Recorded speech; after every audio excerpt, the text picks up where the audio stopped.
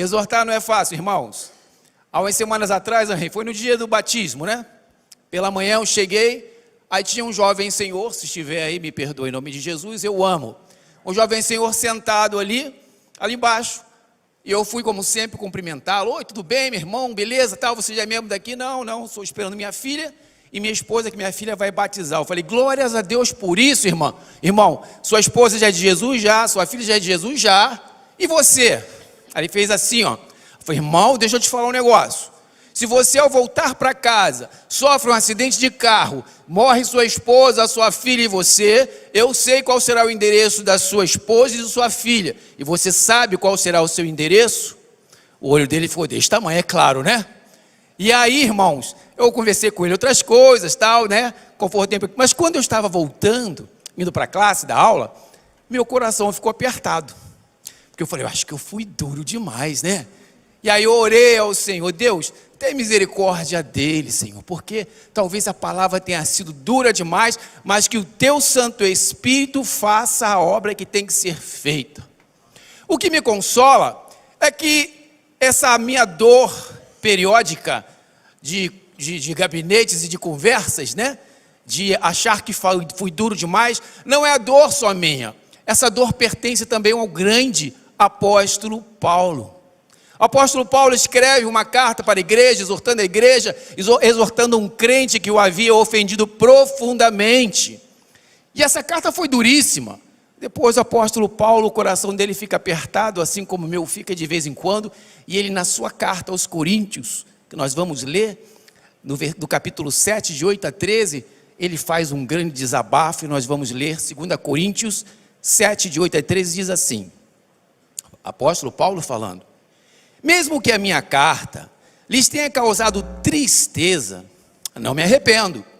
É verdade que a princípio me arrependi, pois percebi que a minha carta os entristeceu, ainda que um pouco de tempo.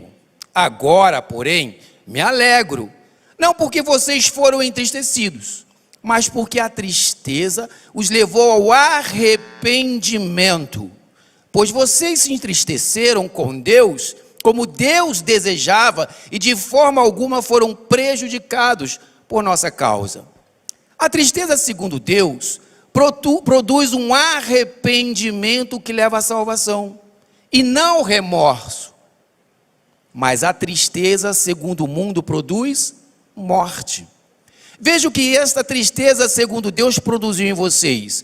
Que dedicação, que desculpas, que indignação, que temor, que saudade, que preocupação, que desejo de ver a justiça feita. Em tudo vocês se mostraram inocentes a esse respeito. O versículo 13, para concluir, diz: assim, se escrevi, não foi por causa daquele que cometeu o erro, nem daquele que foi prejudicado. Olha a exortação.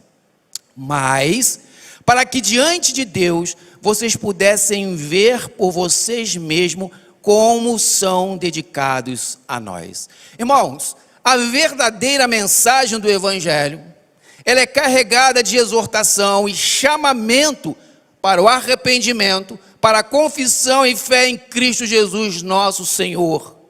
O Evangelho de Jesus nos confronta para nos levar, nos conduzir à completa mudança para uma vida plena e eterna. Jesus ensinou, irmãos, que o nosso irmão peca contra nós, ou quando o nosso irmão peca contra nós, nós devemos sim repreendê-lo. Em particular, em primeiro lugar, é você com o seu irmão, em particular você o repreende. Se ele não ouvir, se ele não atender, se ele não endireitar os seus caminhos, você deve levar uma testemunha para repreendê-lo, exortá-lo com essa testemunha. Se isto não resolver, você e a testemunha deve levá-lo à igreja, ao conselho da igreja, para que a igreja exorte no amor e ali sim defina o que vai ser feito com a decisão daquele que foi exortado. Se vai ser trabalhado para que se santifique ou se será desligado da própria comunidade. Isso está em Mateus 18, 15 até o versículo 17. O apóstolo Paulo escreve uma carta muito dura. A carta do apóstolo Paulo é muito dura e ele diz isso. Mas esta carta dura tira a intenção, os líderes da igreja, diaconato, professores de escola bíblica dominical, os líderes de departamento, os pastores, muitas vezes são duríssimos na correção daquele que está em pecado, naquele que está errando os seus caminhos. Mas assim como os líderes da igreja, o apóstolo Paulo desejava e tinha a intenção de corrigir e levar a igreja, levar o crente, levar o pecador à santificação, sem a qual, irmãos, é impossível ver o Senhor. Como devemos praticar essa disciplina?